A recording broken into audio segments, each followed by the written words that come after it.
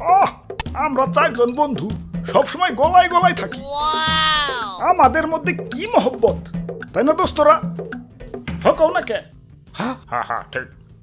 দোস্তরা মিলে একটু দেশ বিদেশ ঘুরতে আইছি। পাইলট সাহেব, এখন আমরা কোন দেশে আছি? ব্রাজিলে আছি। তাহলে এখন সবাই মিলে নেইমারের বাড়িতে খেতে যাব। এখন আর্জেন্টিনায় আছি। তাইলে সবাই এখন আমরা মেসি ভাইয়ের বাড়িতে খাবো।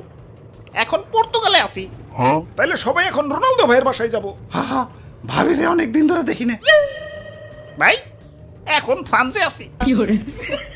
আরে রাখ, পাগল হইলি নাকি? সেকেন্ডের ভিতরে এক দেশ থেকে আরেক দেশে যাস কেমনে? তোর এটা হেলিকপ্টার না রকেট? আরে ভাই দেখেন না, এখন আবার আর্জেন্টিনায় আইছি। এই যে আবার ব্রাজিলে, এই যে আবার আর্জেন্টিনা, এই যে আবার ফ্রান্সে, এই যে আবার ব্রাজিলে। আরে বেকুব, এটা বাংলাদেশ। এখানে নিজের দেশের চেয়ে আমগো দেশের পতাকা বেশি। আরে না, হিব্রুর মতো দেখা যায় না? হালাই অনেক কি করতেছে। আহ, জায়গাটা অনেক সুন্দর, ব্যানার লাগানোর পারফেক্ট জায়গা। যাই, ব্যানারটা জটপট লাগিয়ে ফেলাই।